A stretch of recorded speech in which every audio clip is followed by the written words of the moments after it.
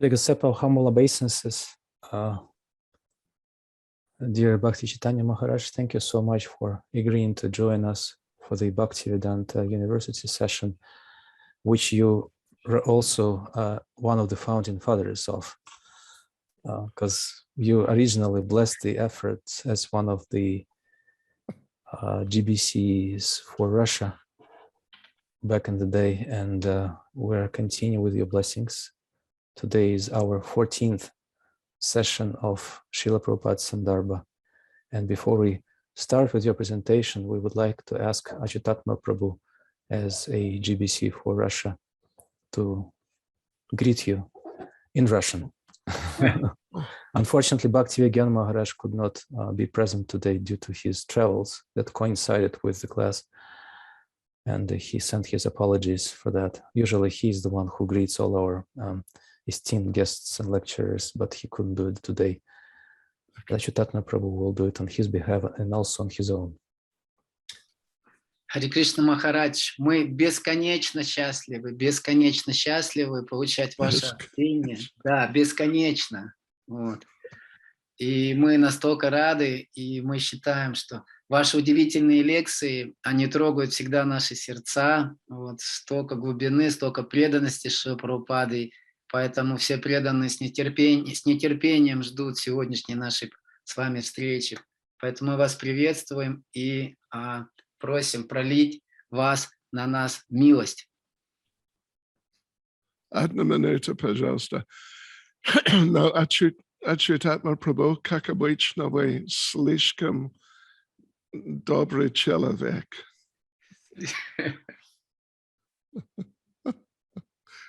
Это правда.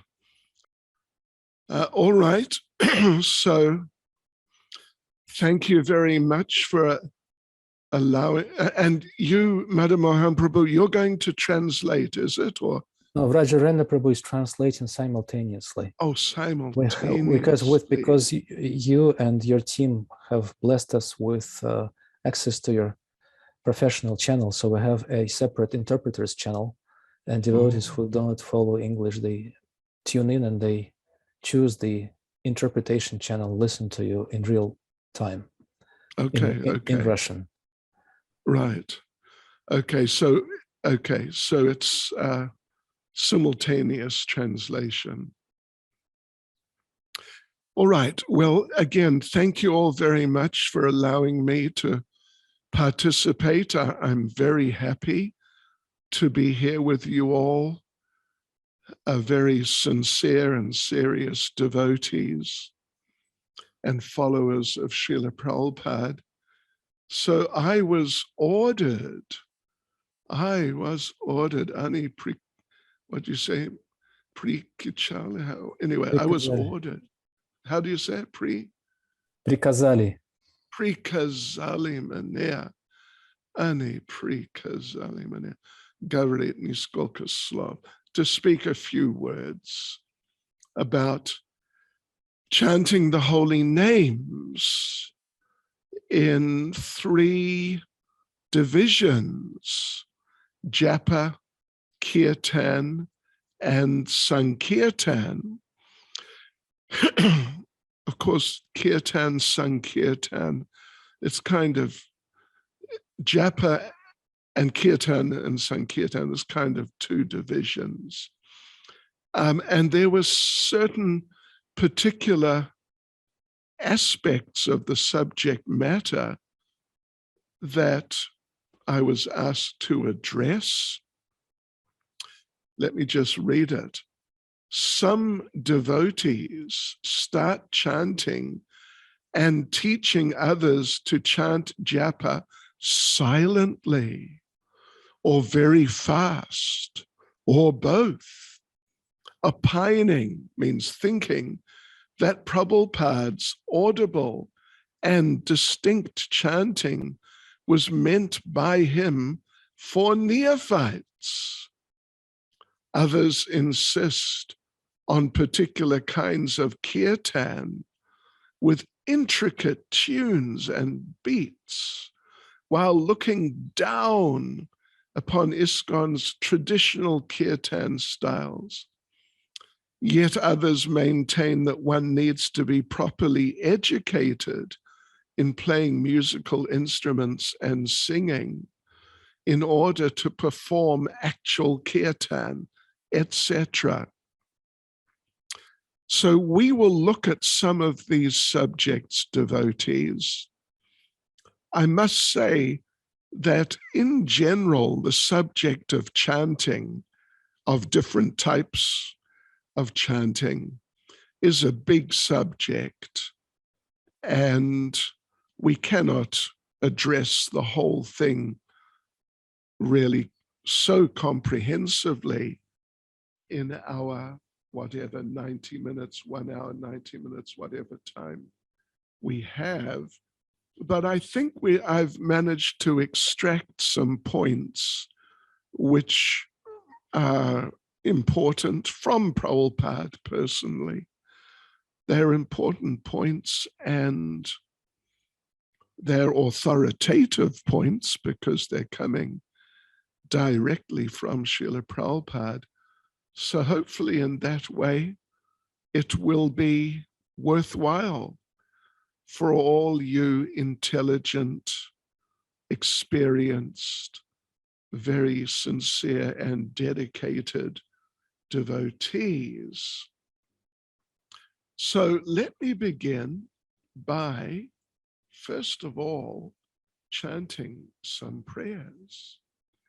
Nama Om Vishnu Padaya Krishna Prestaya Bhutale Shrimati Bhakti Vedanta Swaminiti Namane Namaste Saraswati Deve Gauravani Pracharne Nirvishesha Shunyavadi Paschachade Jatarne Sri Krishna Caitanya Prabhu Nityananda Shri Advaita Gadadha Shrivas Adi Gaura Bhakta Vrinda Hare Krishna Krishna Krishna Hare Hare Hare Rama Rama Rama Hare Hare Vanchakalpatarubhyascha Kripa Sindhubhya Evacha Patitanam Pavanebhyo Vaishnavebhyo Namo Namaha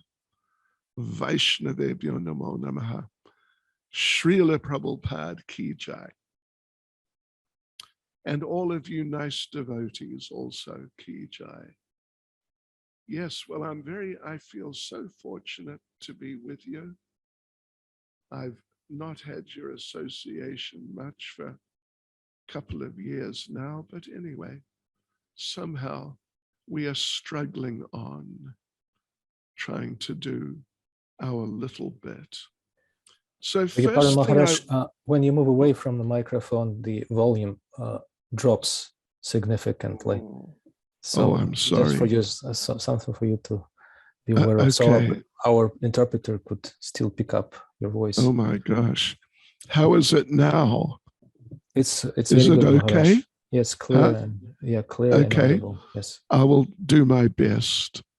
Thank you. So first thing, devotees, I want to just touch on briefly, as an introduction, you could say, the basic,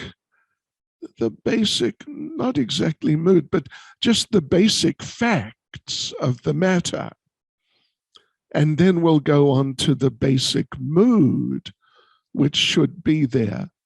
But first of all, like the principles, even in the broad sense, the principles of Krishna consciousness in general, and the chanting of the holy names as the foundational element in the practice of Krishna consciousness. You know, this may sound very elementary to you advanced and well-educated and well-read devotees, but I think in order to really do the subject justice, we need to repeat these very, very basic things for the sake of perspective, I guess. So first of all, I want to just mention a very important pastime of Lord Chaitanya's. That is when Lord Chaitanya was initiated by Ishvarapuri in Gaya. When this event happened, Lord Chaitanya, just immediately after receiving the initiation, the first thing he asked was that, now I'm initiated, what should I do? What's my duty? And he suggested to Ishvarapuri, should I discuss philosophy with, well, the implication was with like even impersonalists and people like this, what is my prime duty now that I'm initiated and I am committed to Krishna consciousness? So should I become a discusser of philosophy? First thing, like the prime point. And Ishvarapuri spoke an extremely important, and just totally foundational verse, which all of you know back and forward completely. He said, no, Ishvarapuri said, no, what you should do, the thing is, he said, the thing is, Harir Nam, Harir Nam, Harir Nam, Eva Kevalam, Kalo Nasjeva, Nasjeva, Nasjeva, Gatir Anyata. You all know, we all know this verse inside out. In this age of Kali, there's no other means for self-realization than chanting the holy name, chanting the holy name, chanting the holy name of Lord Hari. So this we should always bear in mind ourselves.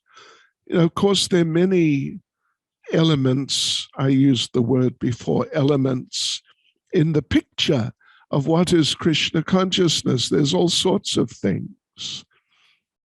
But when we come down to the most foundational, what is the fundament, as they say, but yeah, anyway, what the most foundational elements which make up the foundation of Krishna consciousness, this is there.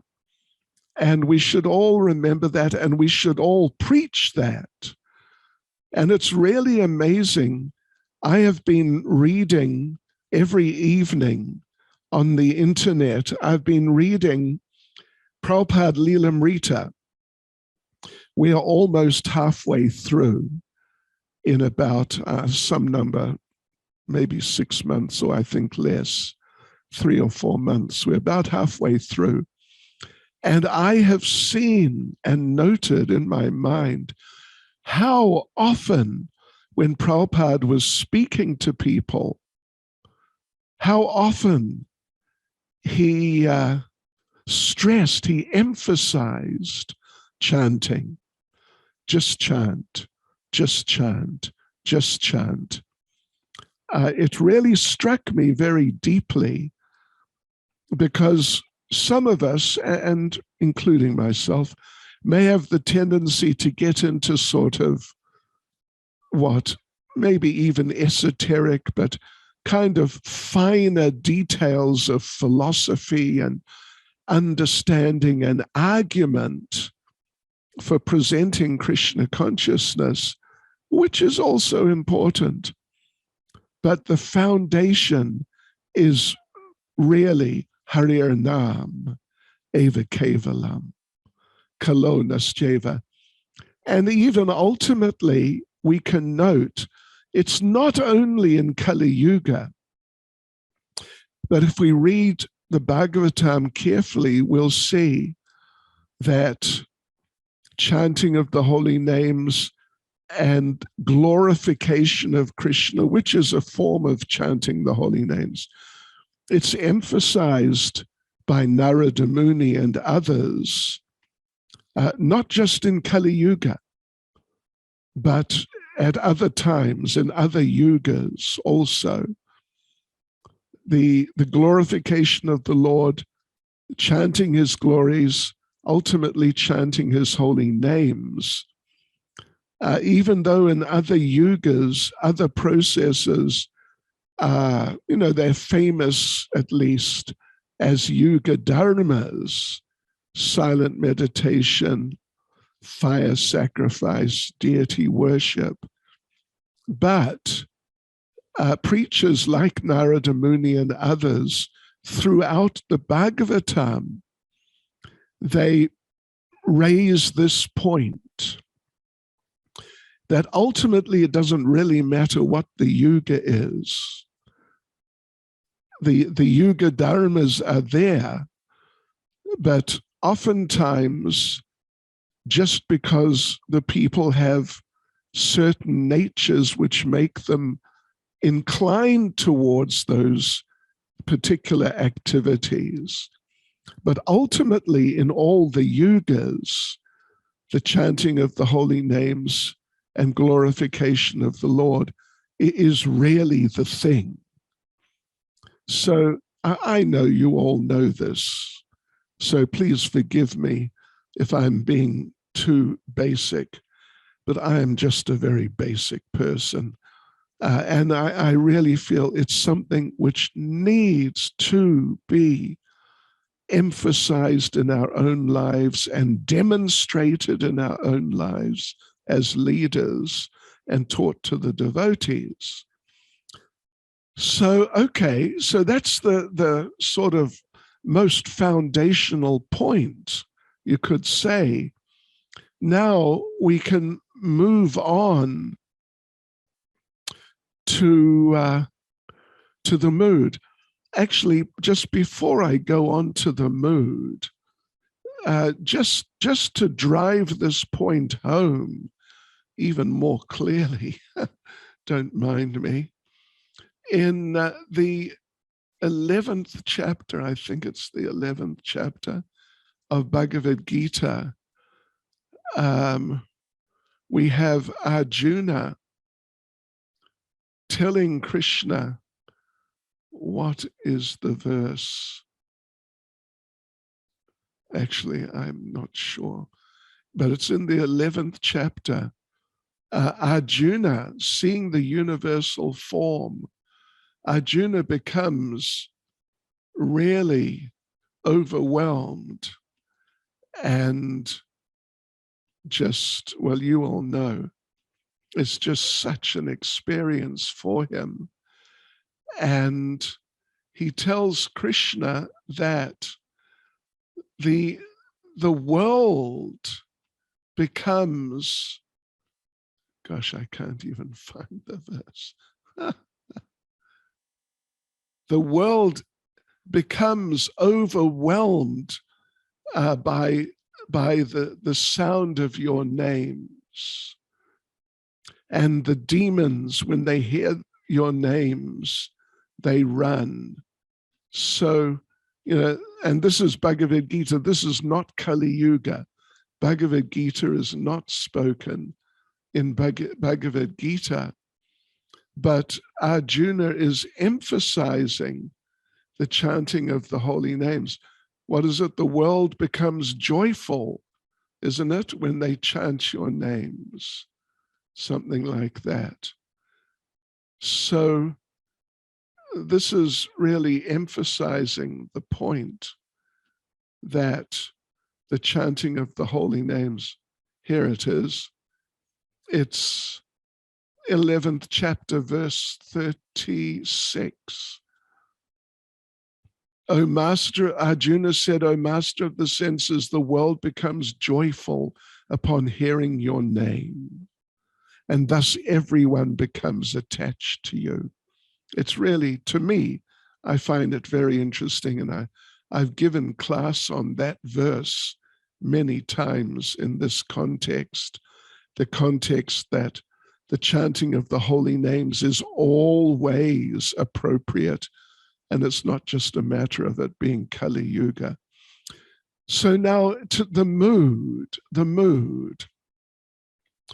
If we look, you can just make a note that there's a very nice sequence of verses in Caitanya Charitamrita Adi Lila, chapter 17, verses 21 to 33. And the first verse, 21, is that Harir Nam verse. Yeah. And then Krishnadas Kaviraj Goswami emphasizes, first of all, he analyzes this Harir Nam verse, how important it is and how it's structured. This verse repeats the word eva, certainly, 3 times for emphasis.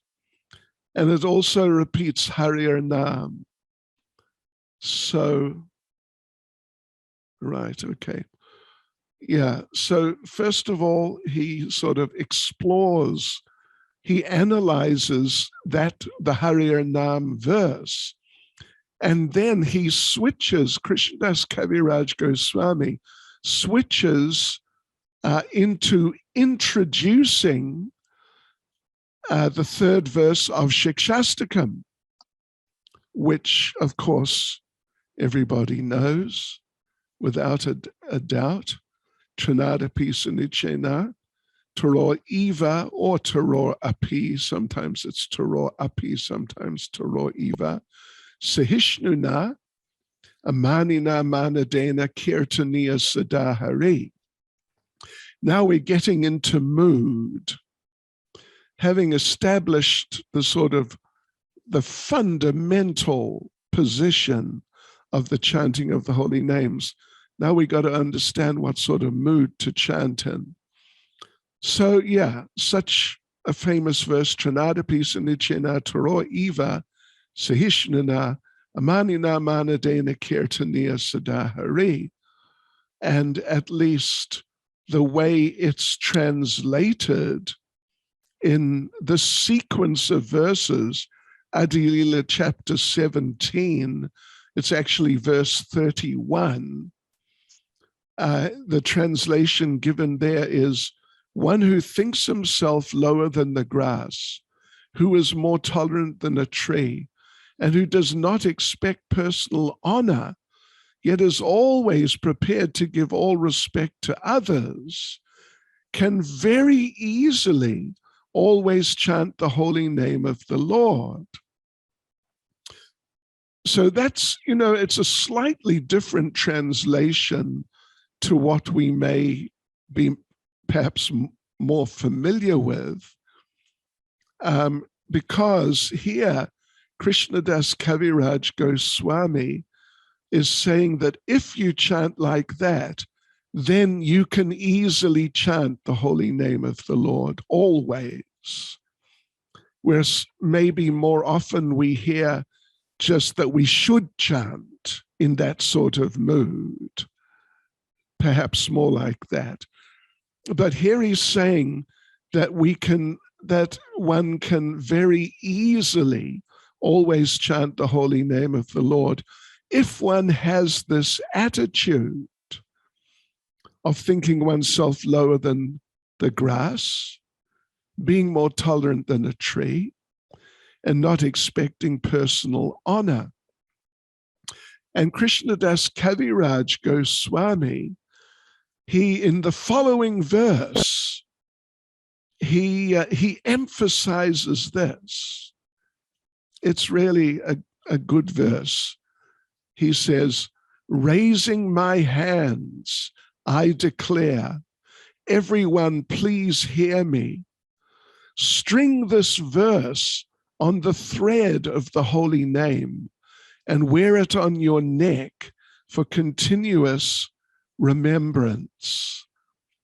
So Srila Prabhupada gives an interesting, I mean, again, it's kind of very basic, very foundational, but it's very interesting and even in one sense a little amusing purport. Let me just read this purport because, you know, I've been asked to present things as Prabhupada presented. So I'm really sort of painstakingly trying to stick to Prabhupada's presentation. So the purport: when chanting the Hare Krishna Mahamantra, in the beginning one may commit many offenses, which are called namabas and nam aparad. That's interesting, isn't it? Namabas, he's including as being of an offensive nature. In this stage, there's no possibility of achieving perfect love of Krishna by chanting the Hare Krishna Mahamantra.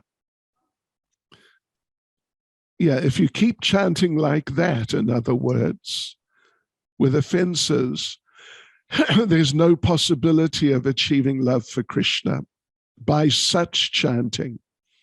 Therefore, one must chant the Hare Krishna Mahamantra according to the principles of the above verse, Trinadapi Sanichena Taro Iva Sahishnuna.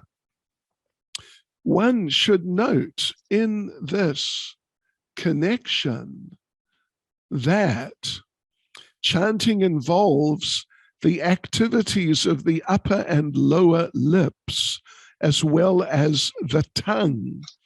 All three must be engaged in chanting the Hare Krishna Mahamantra.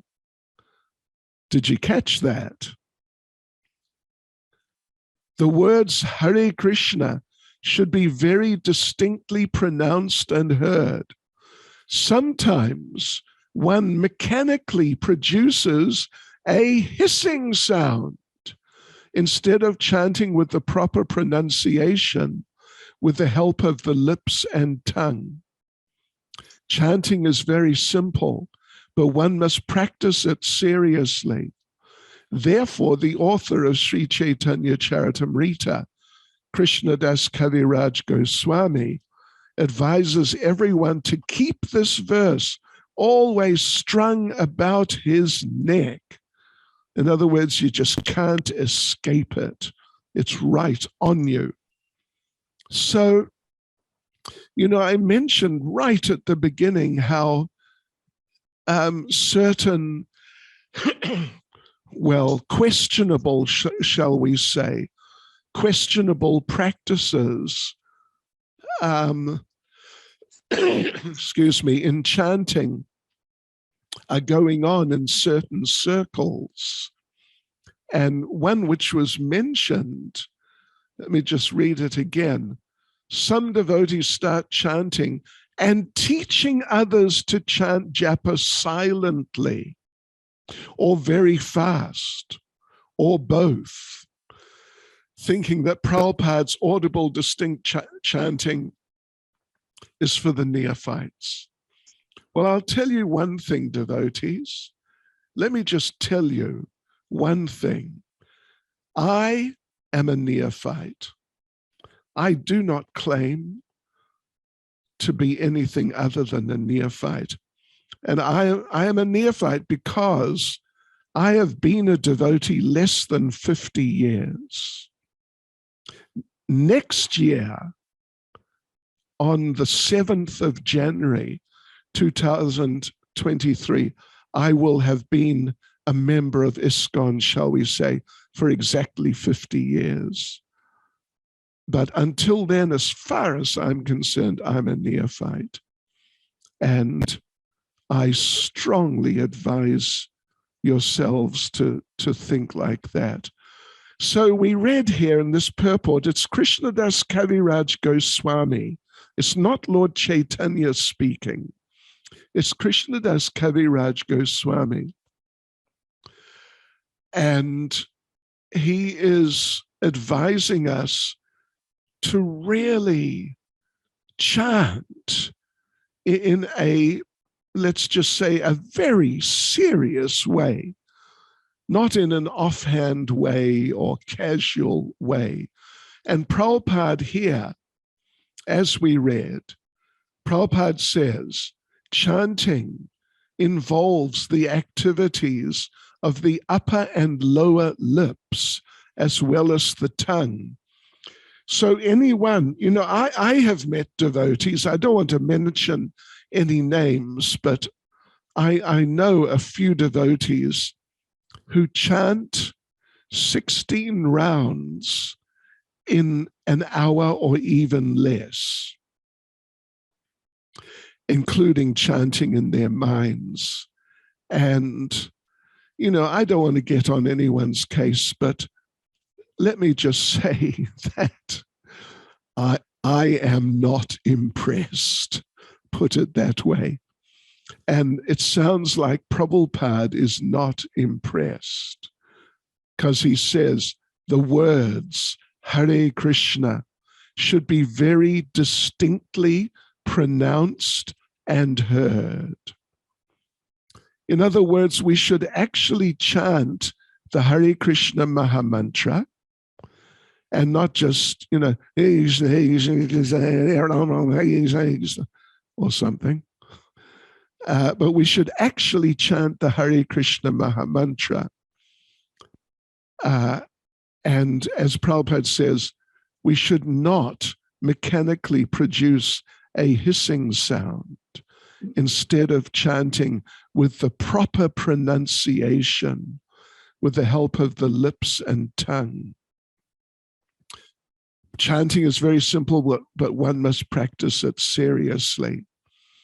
There's a story which I heard years ago when I was a new boy.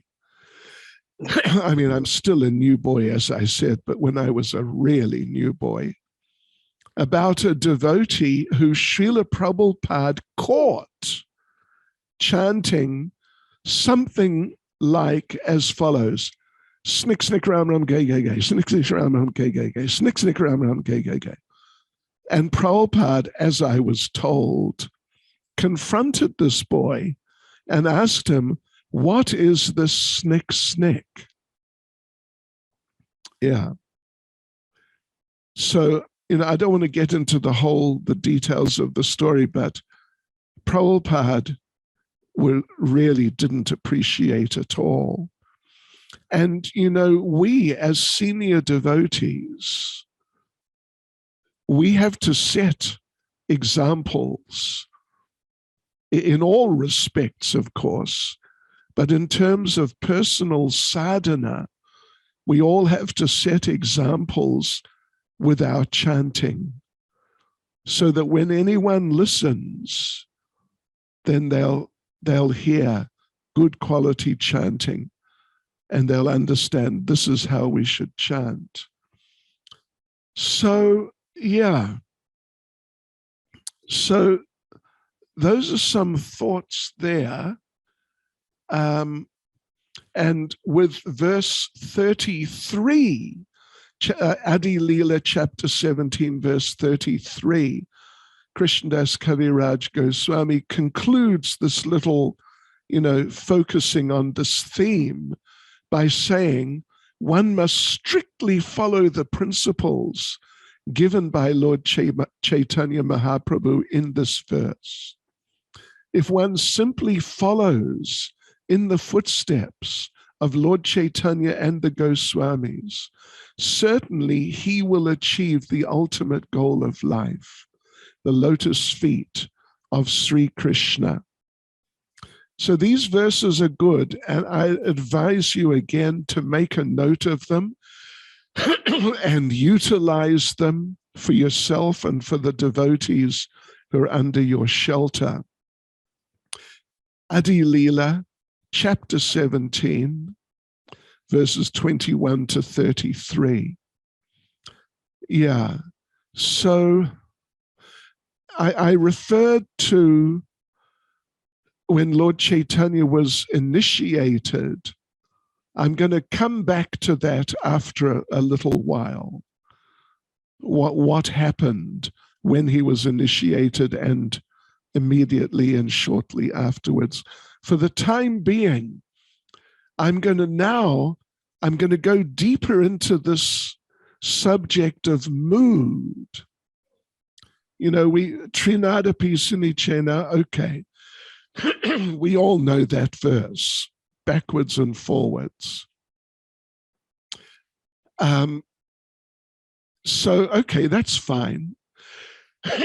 Now, what should be our perspective on ourselves? Well, I mean, it says there, Trinadapi Sunichena, etc. That gives a perspective. But I'm going to read something from a class of Srila Prabhupada's right now, in which Prabhupada addresses how we should see ourselves. And it's pretty heavy, actually. It's pretty heavy, but it's really very good. You can look this up. It's a class on February the 2nd, 1967, on Chaitanya Charitamrita.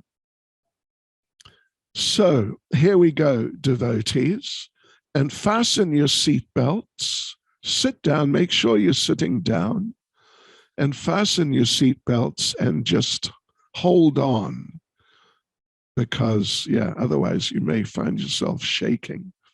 So Prabhupada says, and translator Vrajarenu Prabhu, I know you're very competent, extremely, but Prabhupada is going to use like a curse word, the English word damn.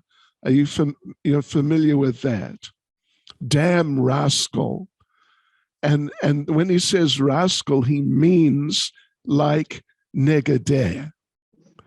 And I know Negadeh is a very controversial word, but here he is using it in that sense. So, okay, here we go. But every one of you must know that spiritually, you a damn rascal, nothing. Spiritually, all these persons who are very proud of their learning, they're all damn rascals, asat, simply rascals, simply rascal. So you must know that I am simply rascal if you want to make progress in spiritual life. And what do you know about spiritual life? You do not know anything. So that is the representation of Chaitanya Mahaprabhu. He says that my Guru Maharaj found me, and then he sort of changes slightly, but he means found me to be a fool, and then he immediately carries on. It is better if you remain a fool always before your spiritual master. Then you will make advancement. And if you think yourself, even for a moment, that I know something more than my spiritual master, you are fallen. This is called Vyavasayatmaka Buddhir Ekeha Kurunandana. You all know that verse, Bhagavad Gita 2:41. And Prabhupada continues, that one vow that I have to follow the order of my spiritual master, that will make you advanced. You do not become fool. Actually, you become advanced. Otherwise, what is the use? It is not a formality. It is actually fact. If you at all want to make advancement in spiritual life, you must follow the orders of the bona fide spiritual master. As Chaitanya Mahaprabhu such a great scholar, and he's accepted as the incarnation of God. And he's showing us the example that I followed the order of my spiritual master because he found me a nonsense. So there you go, devotees. You're welcome to look it up. I gave you the reference, February the 2nd, 1967, Caitanya Charitamrita class. It's in the middle of the class there somewhere. You can find it.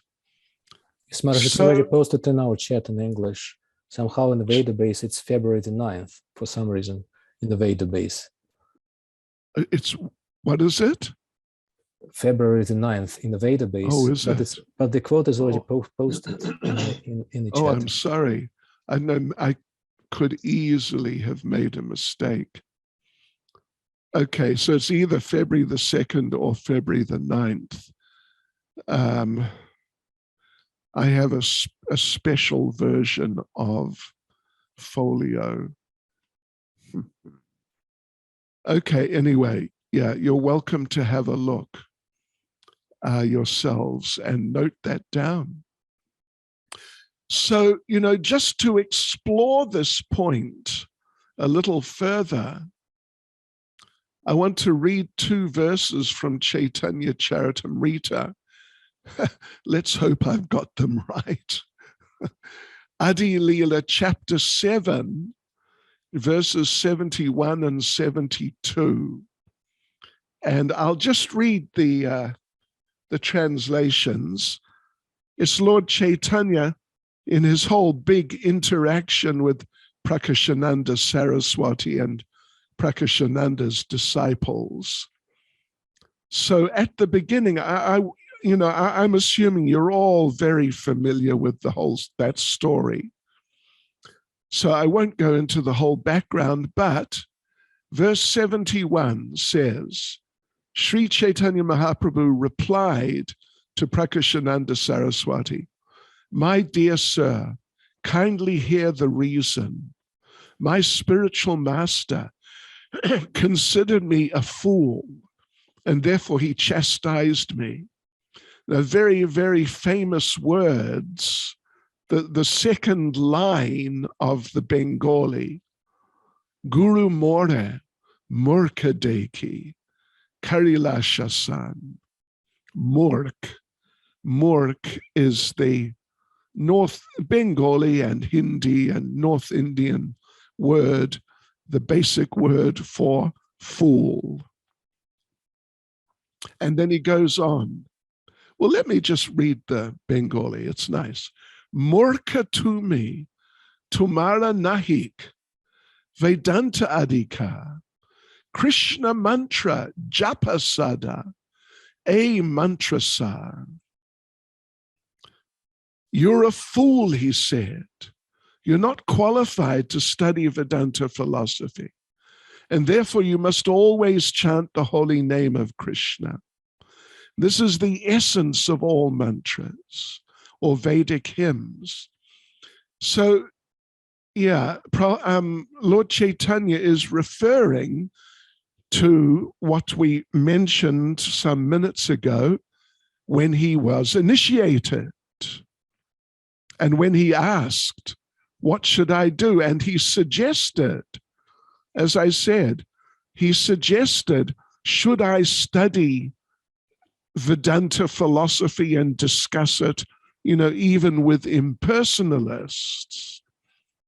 So Ishvarapuri responded very, very strongly and told Lord Caitanya, Murka tumi, you're a fool. Yeah. So we read that excerpt from the Caitanya Charitamrita class. Hopefully we've got the right reference to it.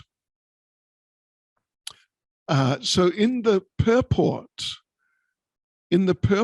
of this verse 72, it should be, Pralpad says, although Sri Chaitanya Mahaprabhu is the Supreme Personality of Godhead, Krishna, the spiritual master of the entire universe, he nevertheless took the position of a disciple in order to teach by example how a devotee should strictly follow the orders of a spiritual master in executing the duty of always chanting the Hare Krishna Maha Mantra. And then there's a little space, I've jumped over a few sentences, same purport. Every disciple must consider himself completely unaware of the science of Krishna and must always be ready to carry out the orders of the spiritual master to become competent in Krishna consciousness. A disciple should always remain a fool before his spiritual master. And I can just recommend to you, if you've got folio, enter the words, do a search, fool and spiritual master, and you will see that I did it yesterday, and I came across in lectures, I think it was mainly lectures, I came across something like 5 or 6 or so places where Srila Prabhupada spoke, just like what I read from that Chaitanya Charitamrita class about seeing oneself as a fool before the spiritual master. Yeah, it's very heavy, very strong, but it's very beautiful. So now, devotees, now let's see, that's mood. We were talking about mood. In general, Trinadapi Sunichena, that sort of more general idea. And then specifically, as Pralpad said, seeing ourselves as fools. You know, if you have difficulty seeing yourself as a fool, and I'm not joking, I'm being quite serious. If you have difficulty, if your mind tends to not sort of penetrate and enter into that mood that actually I am a fool, then I can make just a little recommendation of a prayer which you can try. It's just something that I sort of thought up myself. But you can try this as a prayer. You can pray to Krishna, my dear Lord, I know I'm a fool, but the problem is I'm such a fool that I can't see how much of a fool I am. So my Lord, you please be merciful to me, and please give me the intelligence to be able to see more clearly how, in fact, I am actually a fool. Give it a try. See what happens. Yes. You know, I can tell you a little story from my first weeks in Krishna consciousness in early 1973 in our temple in Berry Place in London. There was a group of us new boys. We were probably 5 or 6 of us, you know, all young men, and I was 21, and the others were around the same age.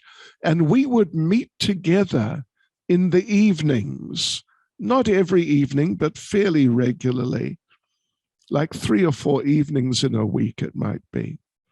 So one evening we got this idea that, you know, we should pray to Krishna to help us become humble and appreciate that we are lacking in qualification. So we all decided, yeah, okay, let's try this. And this one devotee, very new boy, he was so enthusiastic. Right, I'm going to really get into this. And he came back to us after maybe just 3 or 4 days. And he said, you know, I stopped praying to Krishna to show me what a fool I am, because he showed me so much what a fool I am that I became depressed. So anyway, that's just by the way. Okay, so now what I want to do, I want to go into something practical in terms of, first of all, Japa. First of all, Japa. And in order to do this, if I'm able, I want actually to play it might just be 1 minute from a recording of Prabhupada chanting Japa. I was present once in Bhaktivedanta Manor when Prabhupada sat with the devotees and chanted Japa. And you hear Prabhupada sometimes saying, sit properly. Well, he did that also that time. Okay, anyway, the thing is, we're going to play this recording. It's famous recording of Prabhupada chanting Japa. And you will notice that Prabhupada is chanting pretty quickly.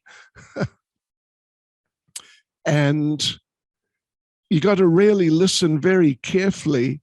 If you don't really listen carefully enough, then you may end up thinking that Prabhupada is not chanting very well, like he's sort of mispronouncing or something like that. But, okay, go ahead. Let's play it just for 1 minute. And then...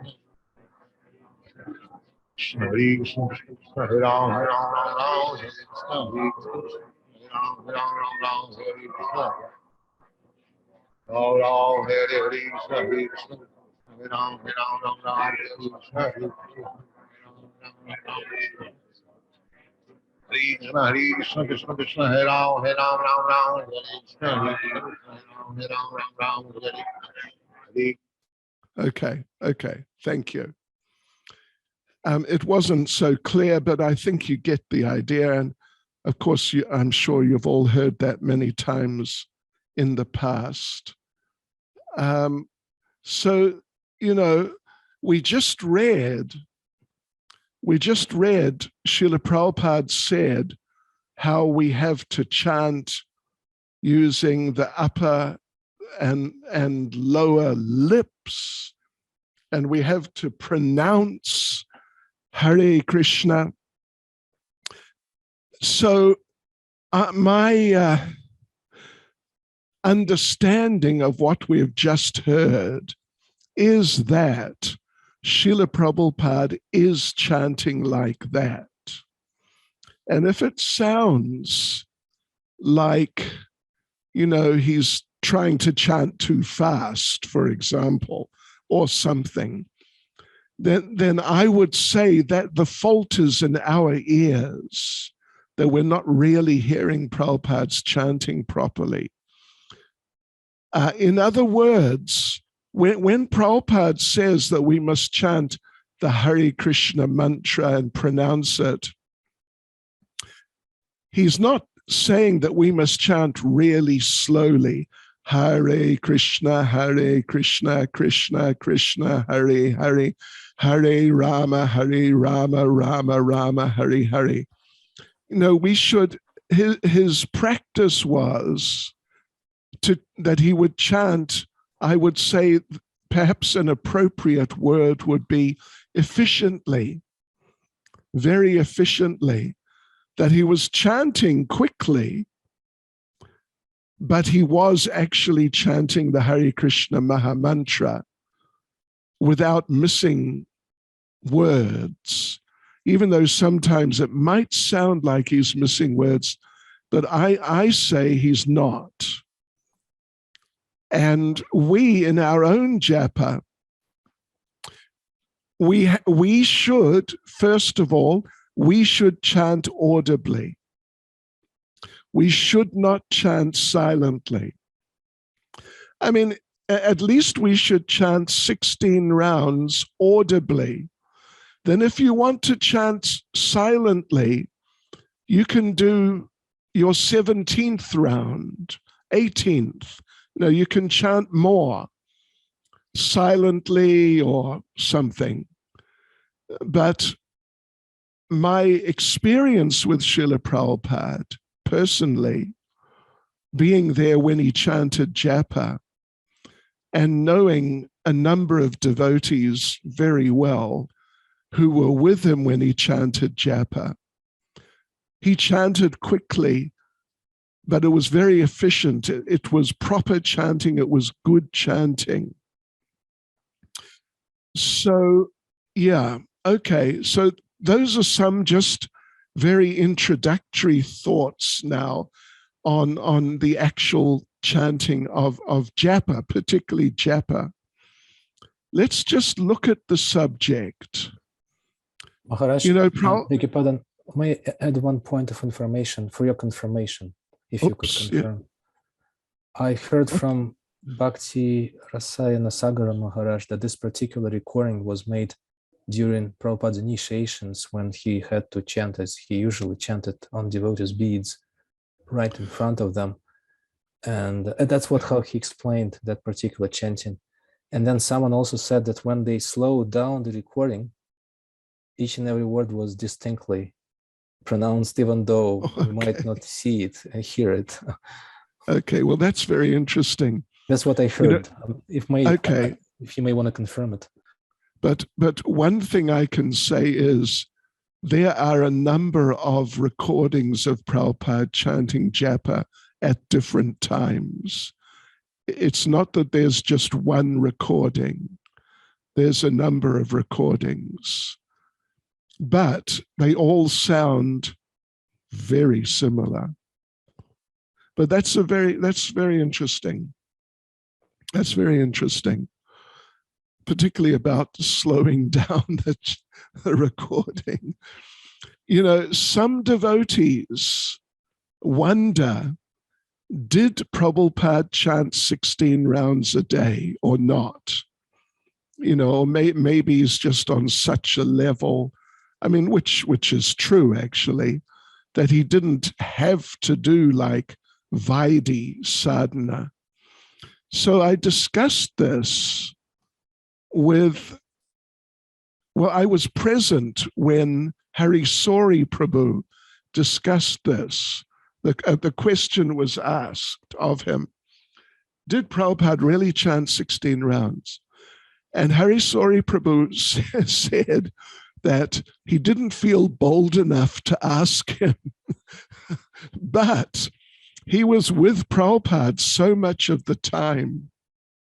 He said, like day in and day out for months and months on different occasions.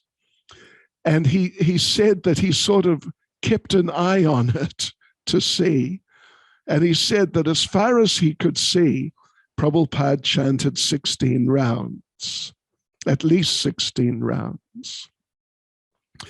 Now, just in principle, I want to say something just in principle about japa, is that, when devotees are initiated, we're all initiated.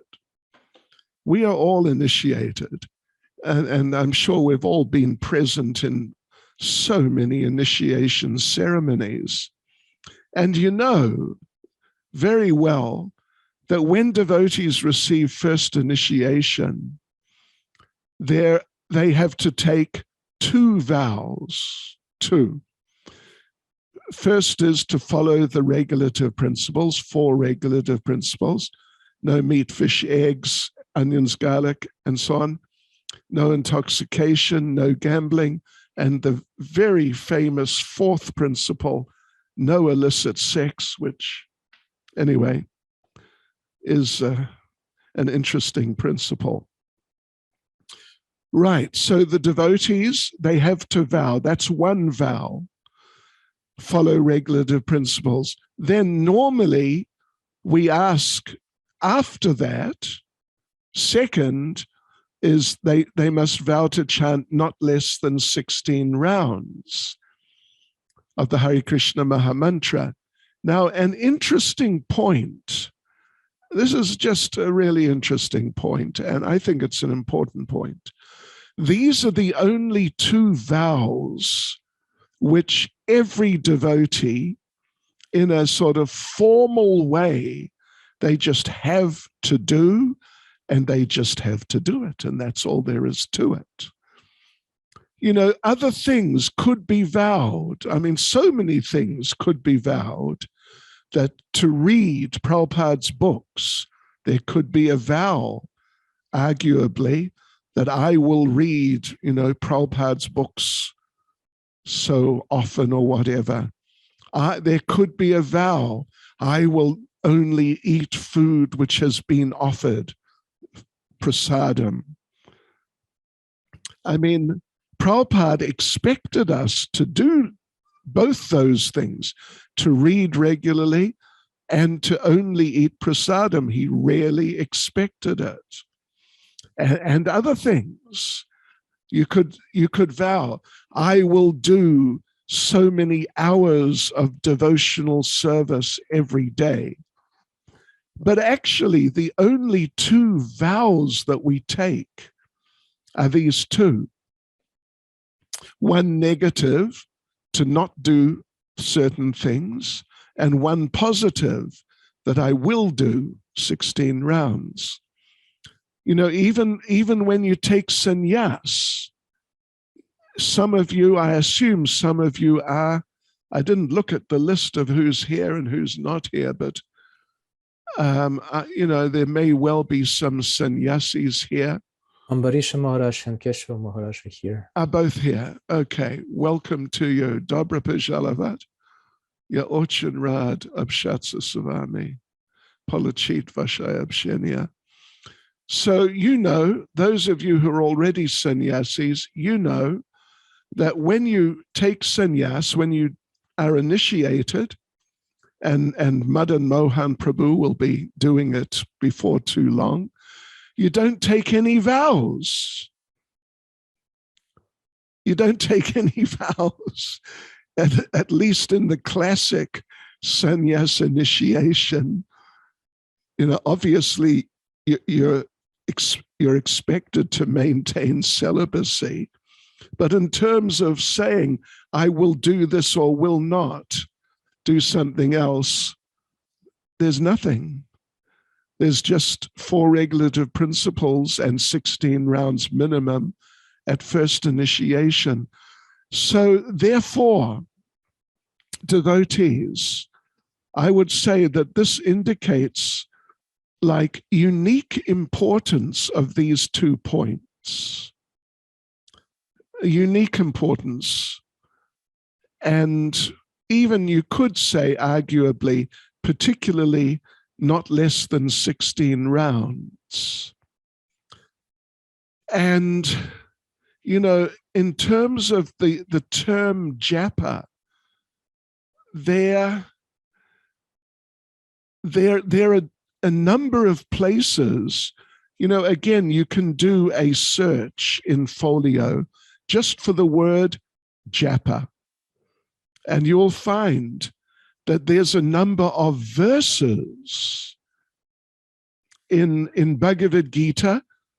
The one which comes to my mind is Bhagavad Gita chapter 10, verse 25. Yagyanam Japa Yagyosmi, which comes after, it's the third line, if I remember correctly, of the verse. But the second line is Giram Asmyekam Aksharam, which Prabhupada translates as, of vibrations, I am the transcendental Om. Giram is the word. Giram means, if you look it up, you'll see Giram means like speech or words. It's like that. Or actually in the word for word. I think it's the word for word. And in the translation, the term vibration is used. A distinction is made by Lord Krishna between japa and other chantings. Om, in this case, particularly pranava, omkar. A distinction is made. And like I say, if you do a search for japa, you'll find this word japa. It doesn't appear so much, but it appears in verses, like in Srimad Bhagavatam. It appears in some verses. So japa, sometimes devotees, I've been asked on numerous occasions, what's more important, japa or kirtan? I think it's a very good question. I think it's an important question. And I would say the first difference, well, obviously japa, if I may quote Pralpad, japa is when you chant it to yourself privately, Prabhupada says. Another thing Prabhupada said, although I don't think it's recorded, is that japa, the person sitting next to you should be able to hear you if they want to.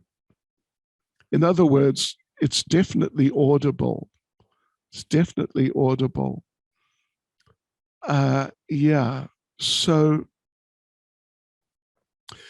the difference between japa and kirtan, other than japa being out loud and kirtan being out loud and japa being private just for yourself.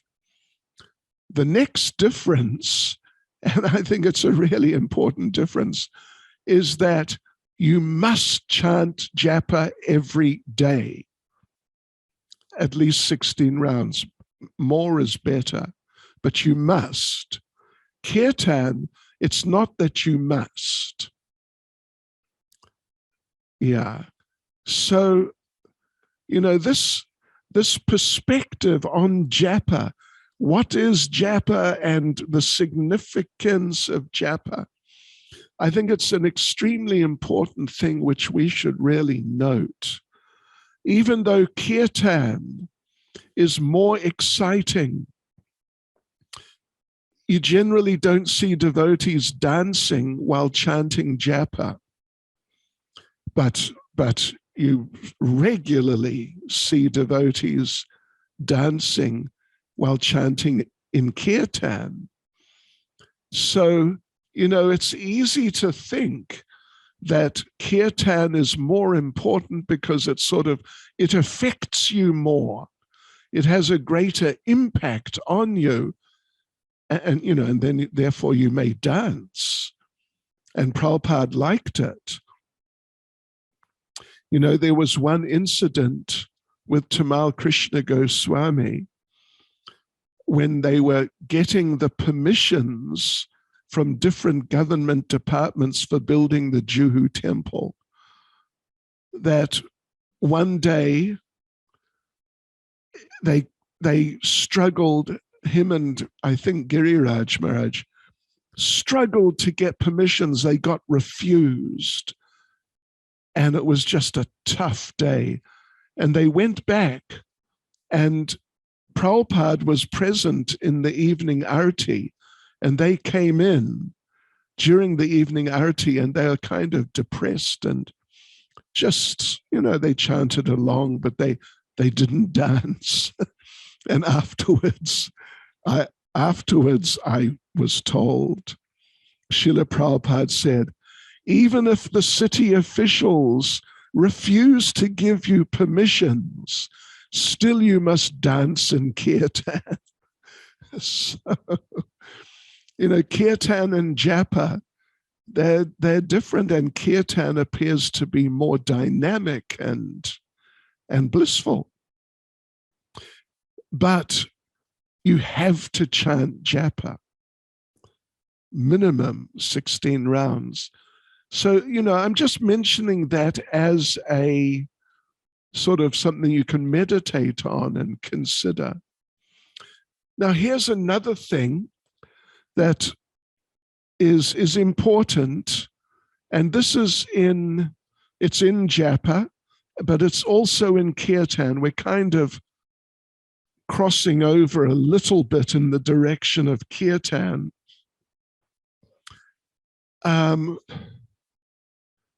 So this is the practice of chanting the Panchatattva Maha Mantra as basically a necessity in our practice of chanting mantras. So I want to, again, I'm sure you're all aware of all these things, but I want to quote something. This is Srila Pralpad, Adi Leela, chapter 7, verse 168, purport. In the verse, emphasis is being given to chanting the names of the Panchatattva. So in the purport, Prabhupada says, strictly speaking, when chanting the names of the Panchatattva, one should fully offer his obeisances. Sri Krishna Caitanya Prabhu Nityananda, Shri Advaita Gadadhar Shivasati Gaura Bhakta Vrinda. By such chanting, one is blessed with the competency to chant the Hare Krishna Maha Mantra without offense. So, yeah, okay. Here the question of competency to chant Hare Krishna, getting the mercy to be able to chant Hare Krishna is being addressed. And that's really important also. And I want to read now Adi Leela, chapter 8. I'll read a few verses. I'll begin with verse 22, and I'll read a couple of few verses. We'll see how much I'll read. But verse 22, Adi Leela 8, Dwatsat Dwa. Whether he is offensive or inoffensive, anyone who even now chants Sri Krishna Caitanya Prabhu Nityananda is immediately overwhelmed with ecstasy, and tears fill his eyes. And the next verse, 23, I guess. Simply by talking of Nityananda Prabhu, one awakens his love for Krishna. Thus, all his bodily limbs are agitated by ecstasy, and tears flow from his eyes like the waters of the Ganges. And now this is very important. This, I guess, is verse 24. There are offenses to be considered while chanting the Hare Krishna mantra. Therefore, simply by chanting Hare Krishna, one does not become ecstatic. Yeah.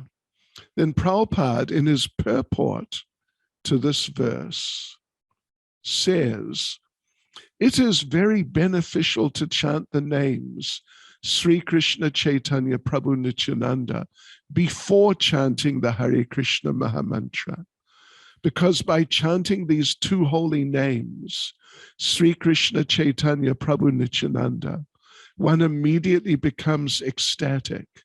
And if he then chants the Hare Krishna Mahamantra, he becomes free of offenses.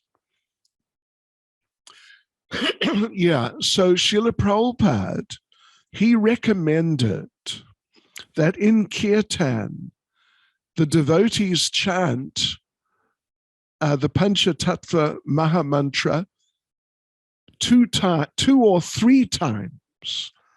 I mean, it's not like a zakon or something like that, but he did say it 2 or 3 times. You know, if you chant 4 times, don't worry, it's okay. But good to chant 2 or 3 times in Kirtan before you chant Hare Krishna. In these verses, what I'm looking at, it's Adi Lila chapter 8. We started with verse 22, but there's a sequence of verses down to and including 33, which, you know, I'm not going to read them all. It's a bit too much to read. But basically, what is being emphasized is that if you chant Hare Krishna and tears do not flow from your eyes, your body doesn't shiver, your bodily hairs don't stand on end, etc. Well, this is a Bhagavatam verse, actually, 2:3:24. It is due to offenses at the lotus feet of the Lord's holy name. So there's the series of verses here I mentioned, 22 to 33. Some of them, they're emphasizing that, you know, chanting Hare Krishna is great, it's wonderful, it's really wonderful, but you got to be very careful about committing offenses. If you do, then as is stated in Chaitanya Charitamrita, then if one chants the exalted holy name of the Lord again and again, and yet his love for the Supreme Lord does not develop, and tears do not appear in his eyes, it is evident that because of his offenses in chanting, the seed of the holy name of Krishna does not sprout. But, devotees, if one only chants with some slight faith the holy names of Lord Chaitanya and Nityananda, very quickly he's cleansed of all offenses. Thus, as soon as he chants the Hare Krishna Mahamantra, he feels the ecstasy of love for God. So I think that was chapter 8, verse 32, if I'm not mistaken, something like that. So this is a very important part of our chanting of Japa and Kirtan, that we must also chant the Panchatattva Mahamantra, and we can also sometimes chant just the names of Lord Nityananda, Lord Chaitanya, like this. This must happen. It really needs to happen. Otherwise, we will find we struggle to chant Hare Krishna really nicely and blissfully, particularly in Japa, even maybe in Kirtan to some degree. Yeah. So this is strong recommendation. And, you know, Prabhupada I'm not aware of there being recordings of Srila Prabhupada saying that before you chant your next round of japa, you must chant the Panchatattva Mahamantra. I'm not aware of that existing as a recording, but I have been told by devotees who had a lot more association with Prabhupada than me, that Prabhupada did say it, that actually you should chant the Panchatattva Mahamantra in between each round of Hare Krishna. Okay, now, devotees, there's a couple more points I want to address. Madan Mohan Prabhu, may I carry on for some more minutes? Yes, Maharaj, please. Yes. Okay, now sometimes the question arises, what should we think about when we chant japa, particularly japa? What should we think about? And even, some devotees suggest we should think about the deities. Some suggest we should think about some pastime. These ideas, I've definitely heard on quite a number of occasions. But we should know that Srila Prabhupada particularly recommended that when we chant, including kirtan, but it perhaps can be more easily applied to japa, that when we chant, we should simply chant and hear the chanting. Tochka. We should simply chant and hear the chanting. Think about anything at all. Zero. Simply chant and hear the chanting. Now, I have another one of my famous recordings of Prabhupada saying this, but I'm not going to play it because, I can send it to you if you want to hear it. I don't want to get into complications again, but let me read it. Let me read. So one devotee asks Srila Prabhupada, or tells Prabhupada, Srila Prabhupada, it's very difficult to control my mind when I chant. Srila Prabhupada responds, like, what sort of thing? And the devotee repeats, it's very difficult to control my mind when I chant. It wanders. And Prabhupada says, and this is the point, so what is the controlling of mind? You have to chant and hear, that's all. You have to chant with your tongue and the sound you hear, that's all. What is the question of mind? Now, I've got a recording of it, which I can make available, no problem. Obviously, it's in English. And if you can look it up. I looked it up yesterday in Folio. If you just look up, very difficult to control my mind, you will find it. And, one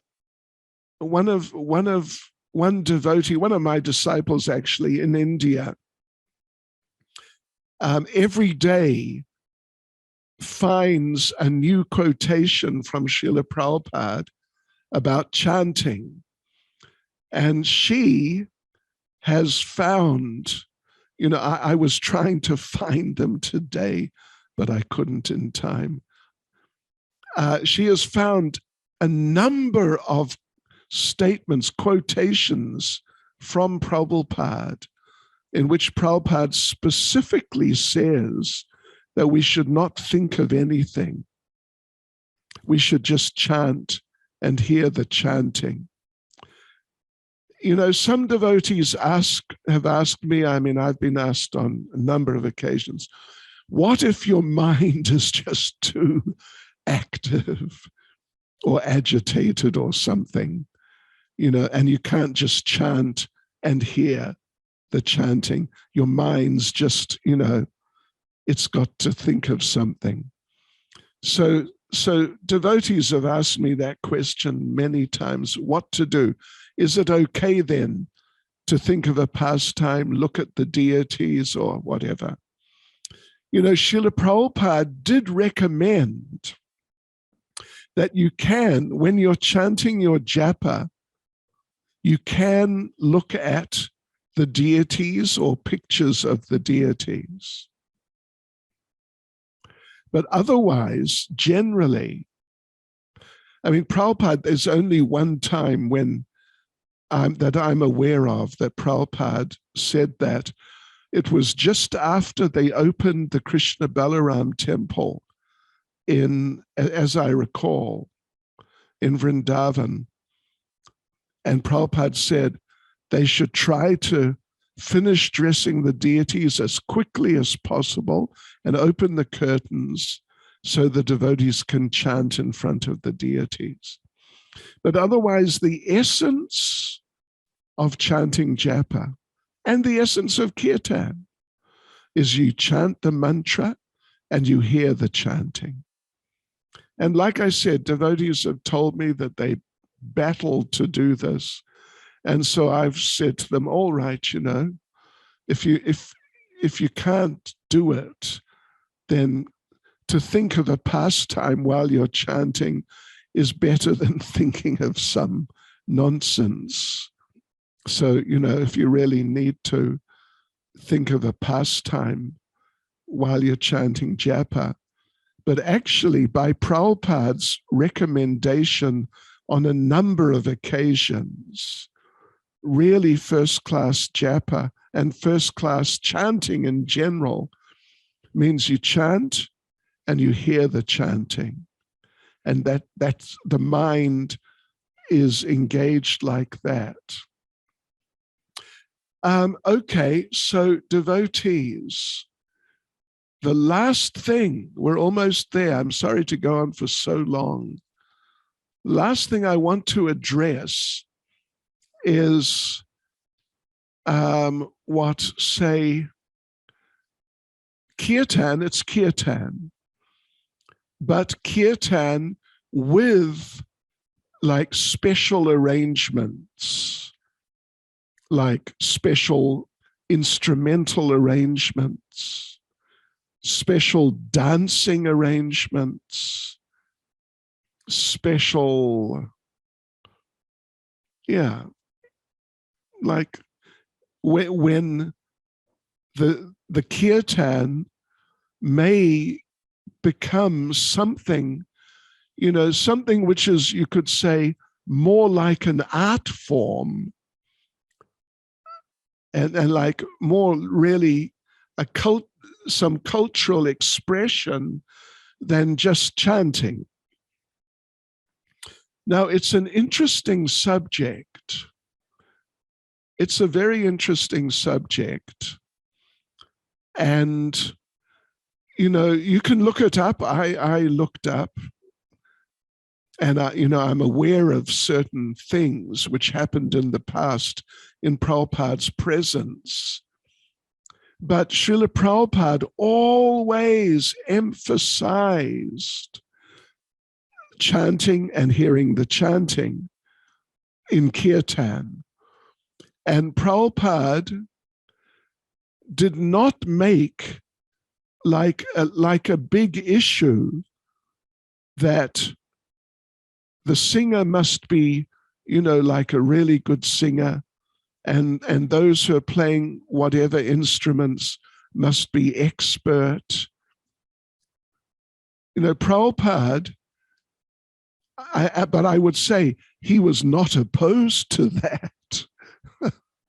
Prabhupada was not opposed to that, but he didn't emphasize that it's important that the musicians should be expert, the singer should be like a Gandharva, and there should be devotees dancing who just, you know what I mean, I think.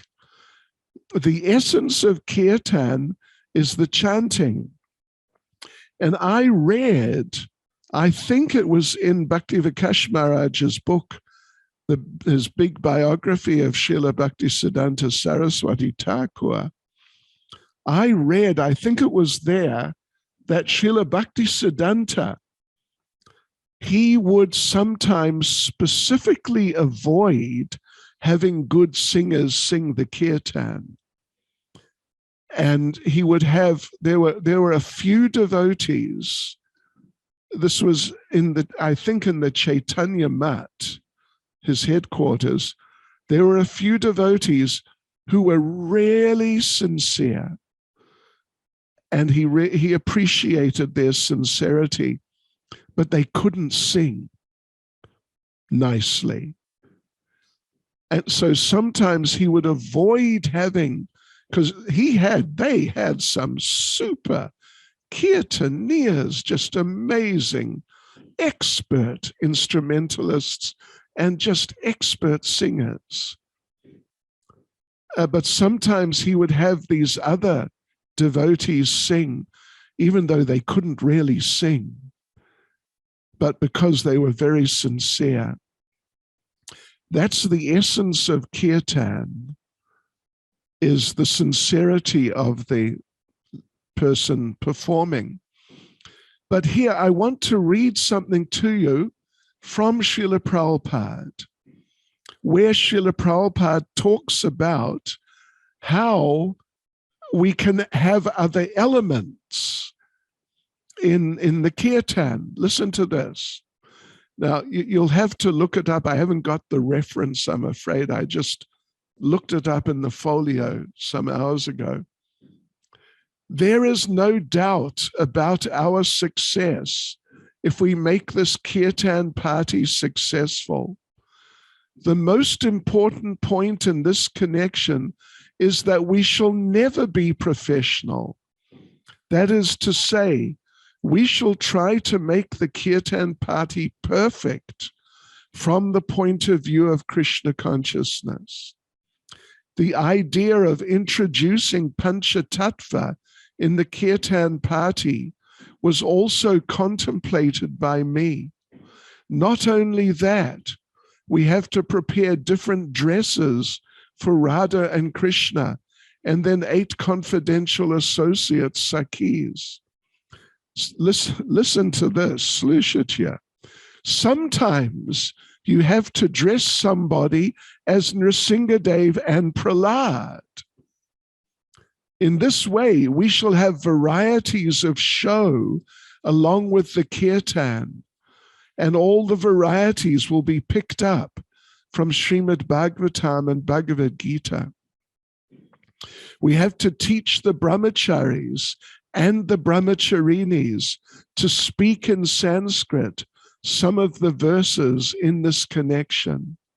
And we explain the verses by singing, chanting, and speaking also.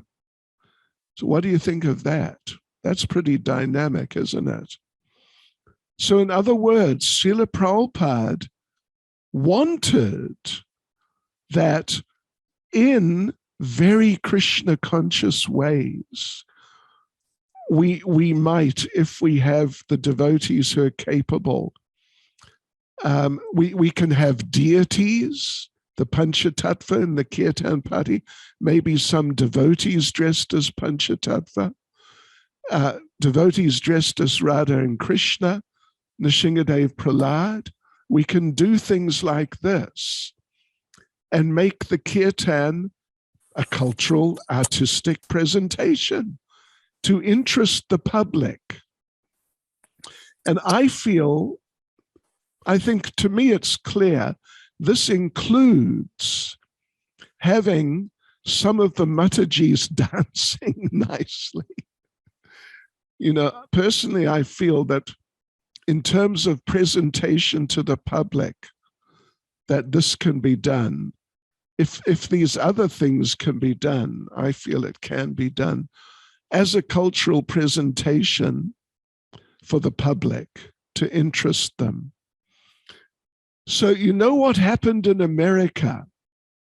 What happened in America was they started a program doing exactly this, doing dramas, like short dramas on the street, and doing public programs with dramas. Krishna, very Krishna conscious. But then after some time, they introduced, they thought it was a good idea for the public. They introduced rock and roll music with Krishna conscious lyrics. And Prabhupada was present one time, I think in Texas somewhere. He was present where this group, there were 2 buses of devotees doing these festivals like every day or very regularly. And Prabhupada saw the devotees doing this rock and roll music with the excuse that, it'll attract the people. And Prabhupada asked, are these our men? In other words, he was not impressed at all. And then Prabhupada sent out a message that they should stop. Yeah. So far, they called it the road show and the yoga village. So far, the road show and this yoga village are concerned, these things should be stopped. Simply perform our kirtan. So, you can look it up also. There's all these statements of Prabhupada.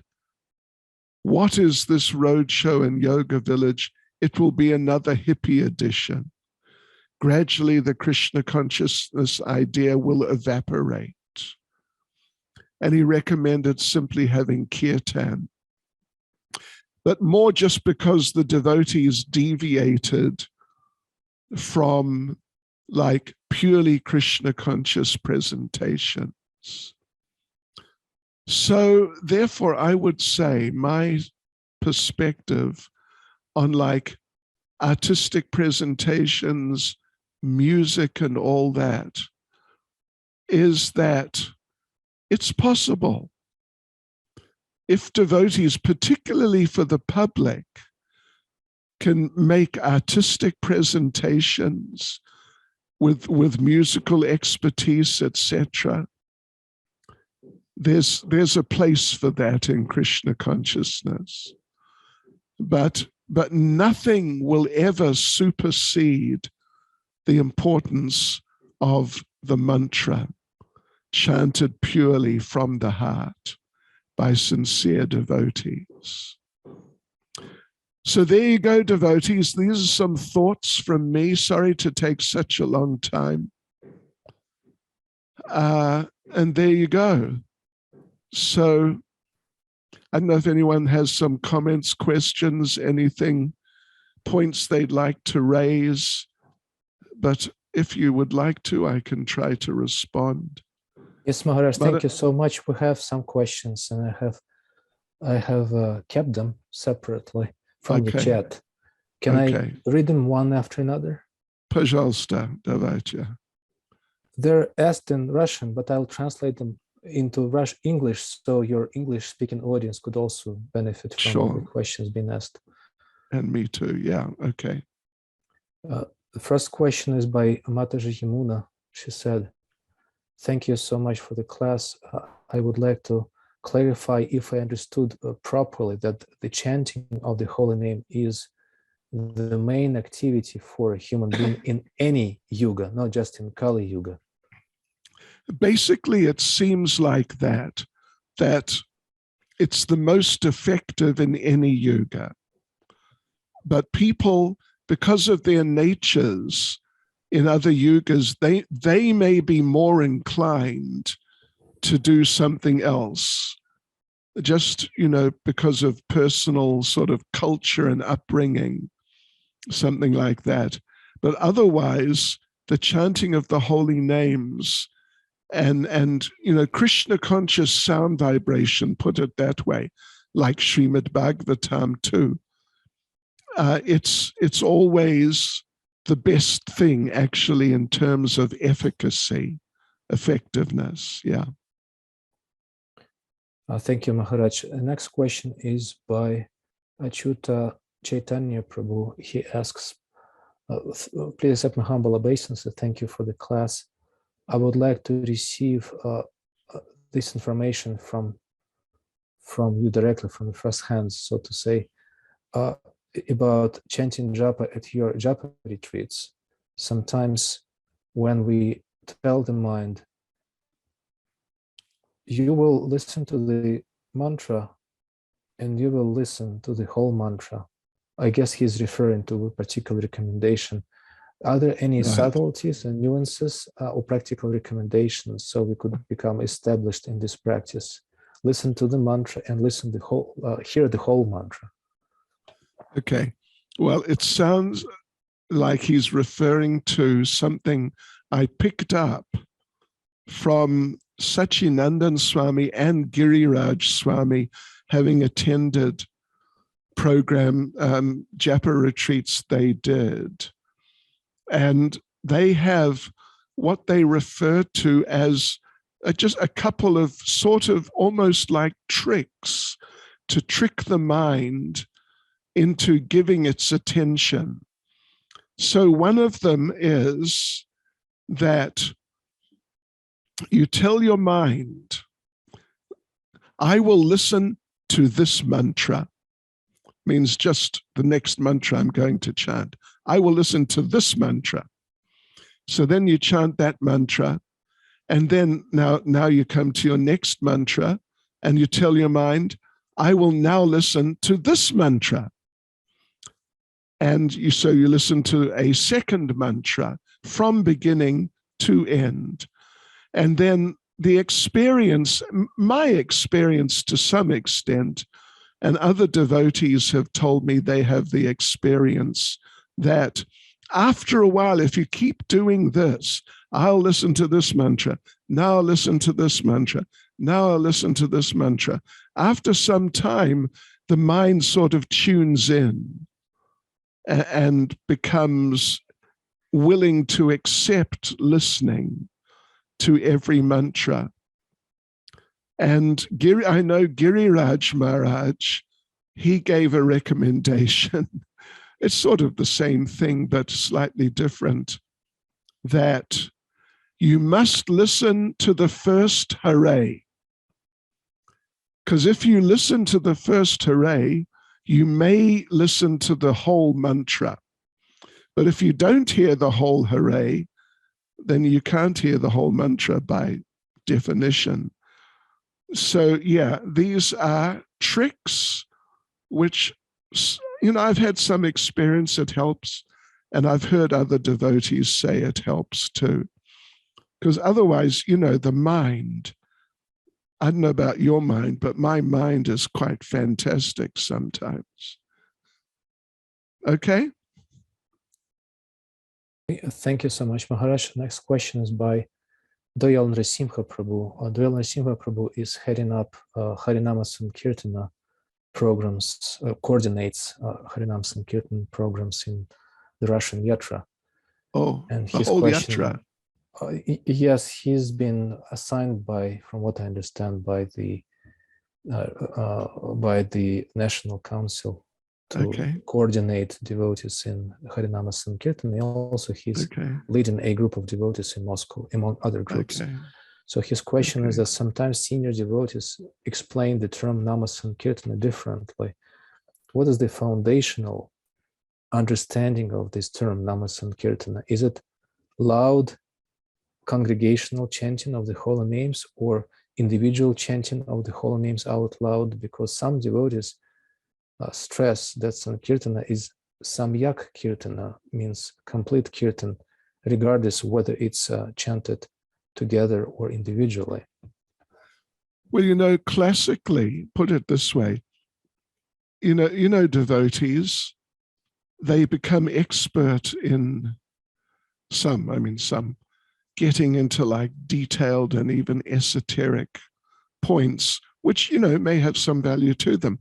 But classically, Nam Sankirtan means congregational chanting of the holy names, particularly the Hare Krishna Maha Mantra, with public, classically, not just the devotees, but with public. This is like the classic understanding of the term Nam Sankirtan. How does that sound? I guess this is a question for Dayal Narasimha Prabhu. Что вы думаете, Даял Нрсинга Прабhu? Я могу видеть вас там. Даял Нрсимха Прабhu, вы получили ответ на ваш вопрос? Это достаточно сейчас? Надо что-то сказать или махнуть рукой, или потому что не слышно вас. Но сейчас слышно. Может быть, как-то Шиларупада вот это пояснял, может быть, вы могли бы сказать, как Да, он объяснил так. That's how Pralpad explained it. It's the classic understanding. Yeah. Понимаете, мой английский? Окей. Спасибо большое. I mean, it's a very simple explanation, but that's the essence. The next question is by Pavana Prabhu, another leader of ISKCON Russia from the southern region of Russia. He asks, Bhaktivinoda Thakur says that Japa could be chanted on 3 levels: Manasika in the mind, Upamshu, whispering, and Vachika out loud. I heard that Namacharya Haridas Thakur chanted in all 3 ways his 192 rounds, 64 loud, 64 whispering, and 64 in his mind. And Srila Rupa Goswami gave a definition of Japa in the nectar of devotion as one of the angas of devotional service by saying that Japa is something that is chanted not so loudly, silently, and softly. Sulago Uchara Japa iti. So why does Srila Prabhupada emphasize that we should chant out loud Vachika when the chanting of mantra becomes basically kirtan, that when that is heard not only by us but by others? Is it a ironclad rule for everyone? I guess Pavana Prabhu is also referring to Prabhupada's statement in the Caitanya Charitamrita Adi Lila 11:23, where Prabhupada says these 16 rounds must be chanted and chanted loudly so that one can hear himself and others. Okay. We are not, first point, we are not exactly following Srila Bhaktivinoda Thakur, or even not exactly following Srila Rupa Goswami. I hope you don't misunderstand what I'm saying when I say that. We are following Srila Prabhupada. And, that we should get clear in our minds. Otherwise, confusion can easily enter. So Prabhupada, his practice personally, which we witnessed, and his recommendation was not chanting loud, but it's chanting to oneself. And I did mention the idea from Prabhupada that you should chant in such a way that the person sitting next to you could hear you if they want to. So, that's the idea. In other words, you're chanting softly but audibly. And Srila Prabhupada the idea of chanting silently, Srila Prabhupada, anyway, have a look, see if you can find any reference. Prabhupada didn't really recommend chanting silently. Can you hear this background noise? I cannot. Okay, well, that's good because there's some real noise here. Yeah, so we should chant so that we can hear nicely, basically. So we can hear, but in such a way that it's not going to disturb the others. But it's not like we should shout japa, chant loudly in that sense. Prabhupada didn't demonstrate that, and he didn't recommend that. But we should chant japa audibly. And Haridas Thakur, Bhaktivinoda Thakur, when you're on their level, go for it. But for the time being, we should really stick to Srila Prabhupada.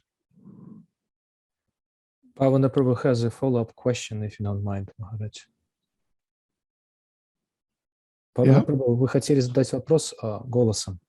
Только единственная моя смиренная просьба, у нас очень мало времени осталось, поэтому, пожалуйста, очень лаконично. Махарадж, мои поклоны. Очень простой вопрос. То есть вот это утверждение Шрилы Прабхупады, оно абсолютно для всех, или ученик достигнет совершенства, делая то, что его дикша-гуру говорит? Например, кто-то из духовных учителей может сказать ученику, повторяй шепотом.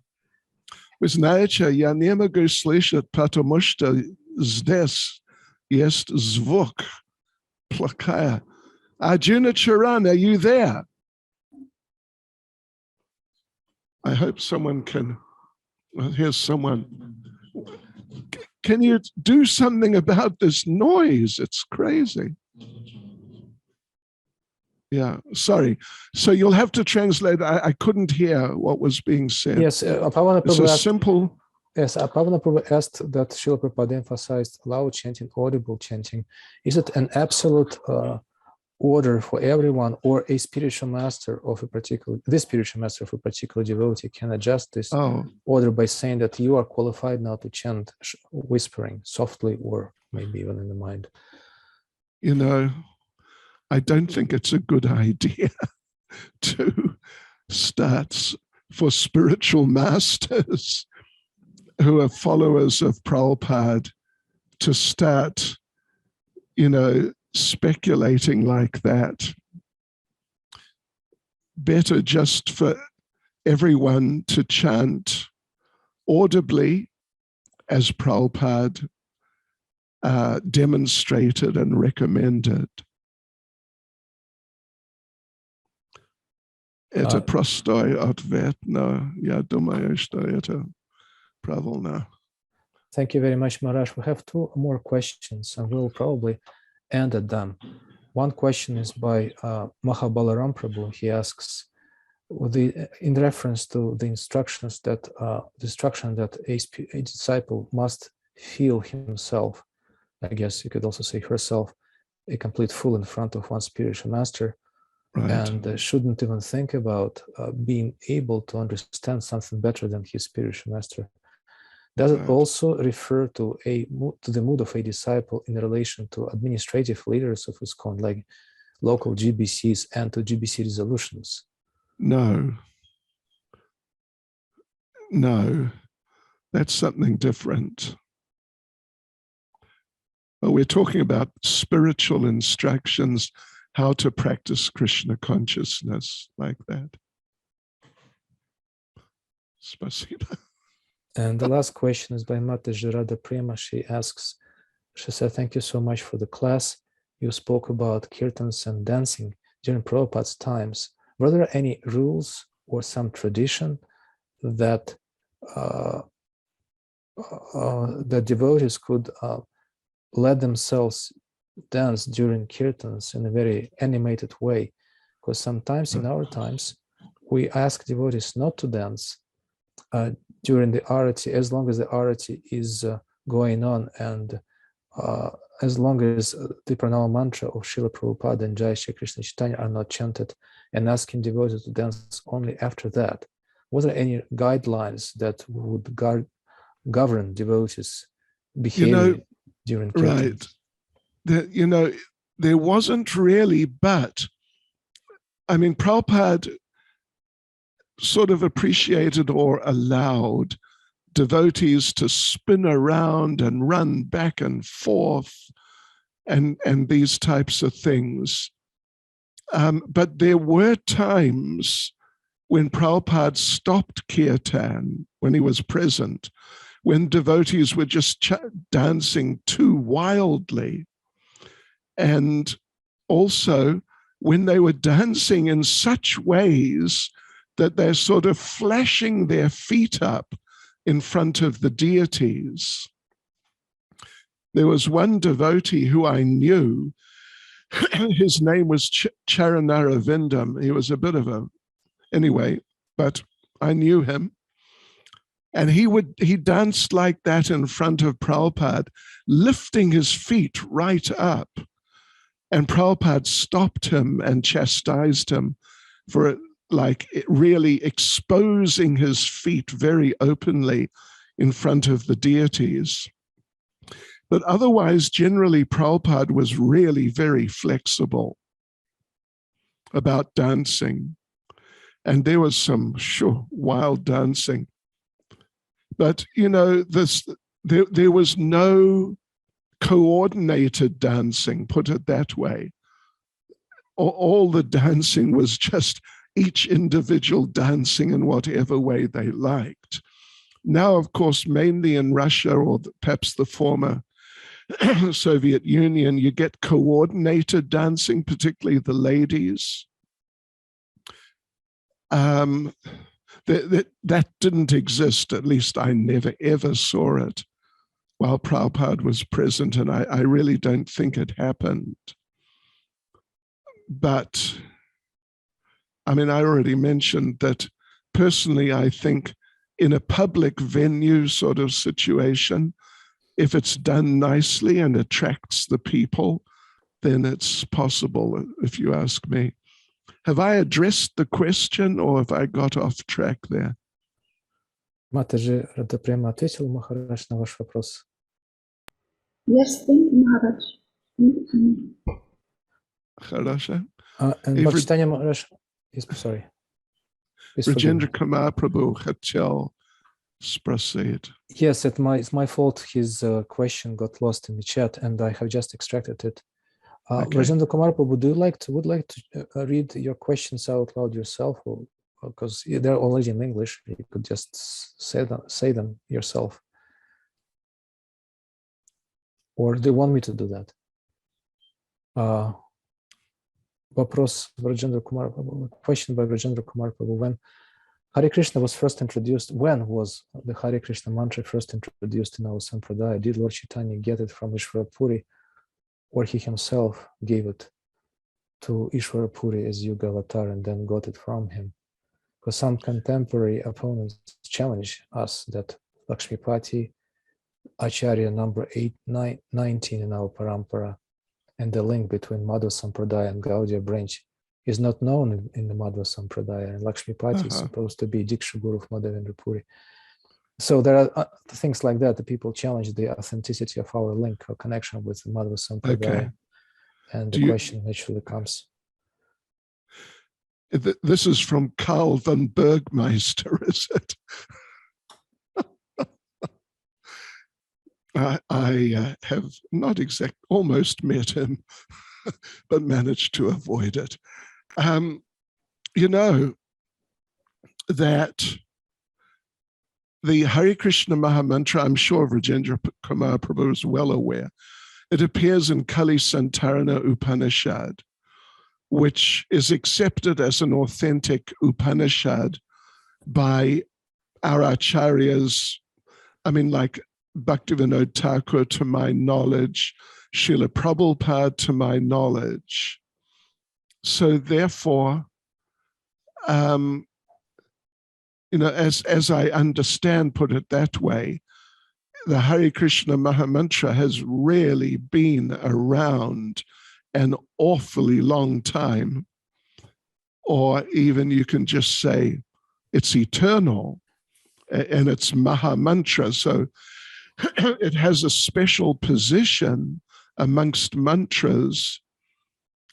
In Chaitanya Bhagavat, there are, how many times, Rajendra Kumar Prabhu, you've probably researched 2 or 3 times or something where the Hare Krishna Mahamantra appears in the actual text that I've seen.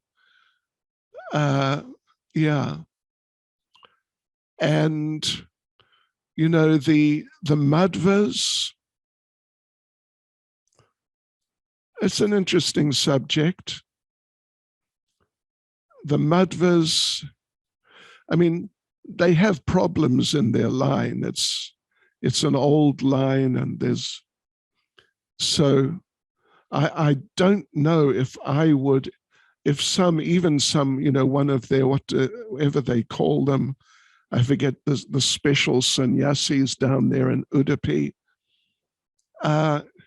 it wouldn't surprise me at all if they didn't really know the history going back 500 or say 1,000 years. Yeah. So anyway, I think that's what I'm capable of saying. That's for sure. But as I understand, the Hare Krishna Mahamantra as such was present in our line really going back. Thank you so much, Maharaj. There have been papers written and published in the Journal of Vaishnava Studies. I think Brija Basi Prabhu wrote a paper researching the Shastra. Right, he came up with many references. Right. And the second question by Rajendra Kumar Prabhu is that during initiation, at the time of Harinama Diksha, the Guru doesn't pronounce the Hare Krishna mantra in the ear of a disciple, unlike Gayatri mantra. So what does it mean to get the Hare Krishna mantra in our Sampradaya? Sure, that's an interesting question. I would say, not just I would say, but it's definitely there. Because the Guru has chanted on the beads, there's a transmission through the transmission of the beads. There's also a transmission there. But I would say also that there's a part of it which is much more subtle than that. That simply through the act of the initiation, that without it being stated, but the connection with the parampara, the connection with the spiritual master, through that the connection with the parampara, that there's a transmission, that different things are transmitted just by the process of the initiation, just by the process of the initiation itself, without being stated or sort of physically done kind of thing. Just like I was just reading the other day, few days ago, the story of one devotee, his initiation, a devotee who I used to know fairly well. His name is Ravi Das, a disciple of Srila Pralpad. And I read the story that he told about his initiation. And let me just read it to you. It's just a few sentences. Here it comes. Brace yourselves. Fasten your seatbelts. I collect Prabhupada stories. I've got quite a few. So listen to this. this is Ravi speaking. I walked into Srila Prabhupada's room with some trepidation, meaning feeling frightened. Prabhupada was sitting behind his desk, and as I walked in, Prabhupada looked up and said, "Your name is Ravi Das." I was stunned. I simply stood there, mouth agape. And Hansadutta, who was standing next to Prabhupada, said, "I think you should pay your obeisances, Prabhu." And Ravi says, I suddenly came to my senses and paid obeisances. And as I sat up, Prabhupada was looking at me. And he could see this sort of puzzled look on my face. I said to Srila Prabhupada, "Is that it?" Prabhupada looked at me and said, "What more do you want?" I was thrown aback. Srila Prabhupada had accepted me as his disciple, and suddenly I was asking him, "Is that enough?" I said, "But Prabhupada, I've seen other devotees and they have some yajna." Prabhupada said, "That is mere formality." As he pointed to his heart, he said, "Initiation takes place here in the heart." I then realized that I'd already accepted Prabhupada as my spiritual master when I first saw him. So, yeah, I would say that it's a little bit on the mechanistic side, maybe not, really a lot, but it's a little bit on the mechanical side to expect that, the spiritual master, in order to transmit the Hare Krishna mantra, the spiritual master has to take the disciple and tell him, "Listen," and chant Hare Krishna, Krishna Krishna, Hare Hare, Hare Rama, Rama Rama, Hare Hare. Now you've got the Hare Krishna mantra. There you go. In my experience, and even sort of, experience as in regards to what happens to some devotees after initiation, there is transcendental, subtle exchange going on, which goes on. And that is really like those are the essential aspects of the process of initiation. But, Gayatri is a Shruti mantra. I imagine, Vrajendra Kumar Prabhu, you've read the Sandarbhas, Tattva Sandarbha particularly, and, these writings of Srila Jiva Goswami, that the Hare Krishna mantra is not a Shruti mantra.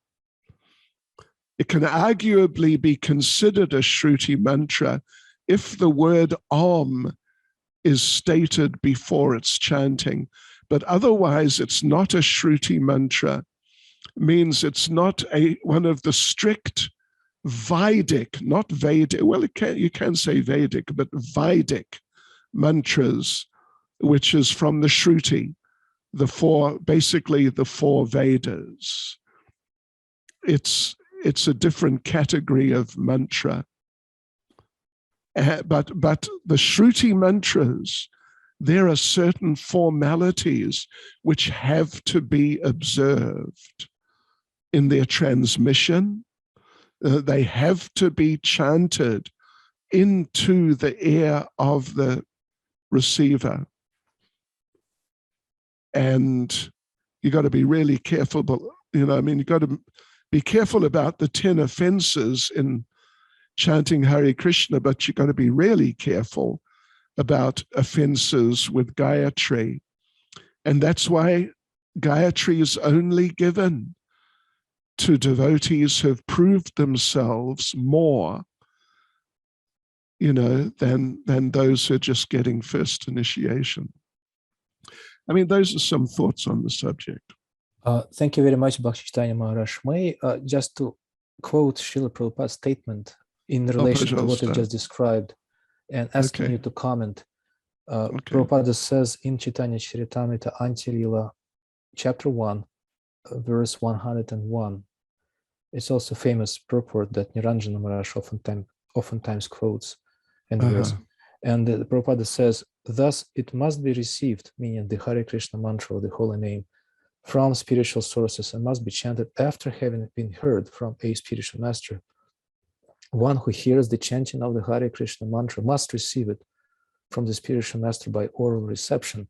So that sounds as if Prabhupada is actually making a point that it has to be received almost like a Gayatri mantra, even though, as you have correctly explained, it doesn't happen in our organization. Yeah, but having said that, by the time the disciple, the aspiring disciple, reaches the point of initiation, he or she will have heard the Hare Krishna mantra many times from the spiritual master, or definitely should have.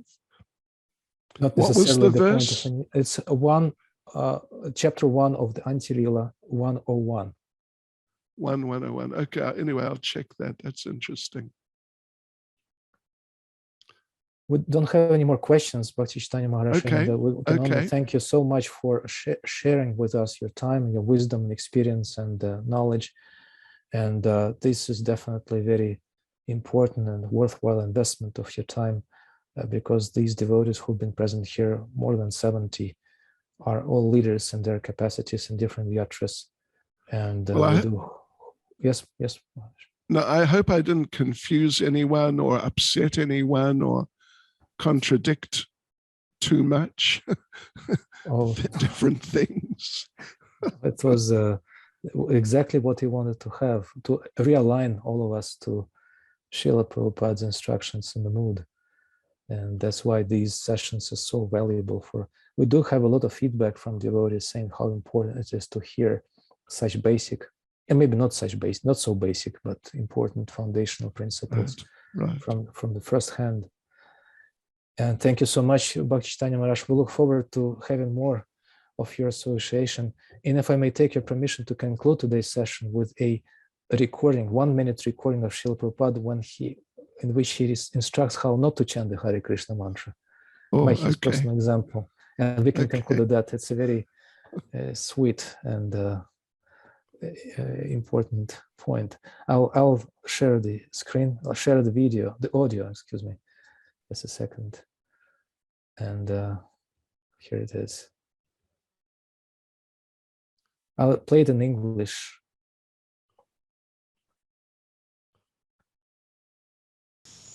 If you are engaged, satata, 24 hours, without any other engagement, sarvadharman parityaja, giving up all other nonsense business. Sarvadharma. Simply if you are engaged in Krishna's business, Preeti Purvakam, with love, not as hackney. Here is a duty, chanting of Hare Krishna. I like Hare Krishna, Hare Krishna, Hare Krishna. Not like that. With Preeti, with love. Chant every name, Hare Krishna. And here is Krishna, here is Radha. That kind of chant, quality. Not Hare Krishna, Hare Krishna, Hare Krishna, Hare Krishna, not like that. Not like that. Preeti. Tesam satadayuktanang bhajatang preeti. That preeti is required. That is the essential quality. Yeah, that's the clip. That's great. Thank you very much indeed. And thank you all so much. Thank you very much, Bhakti Chaitanya Maharaj. Please bless our efforts to continue trying to realign ourselves along the instructions and make some personal example of such devotees as yourself and your god brothers and sisters and first generation of Prabhupada's disciples. Thank you very much. Hare Krishna. Thank you all. Spasiba vam. Hare Krishna. Srila Bhakti Chaitanya Swami Maharaj ki jai. Srila Prabhupada ki jai. Ki jai. Samaveta Bhakta Vrinda ki jai.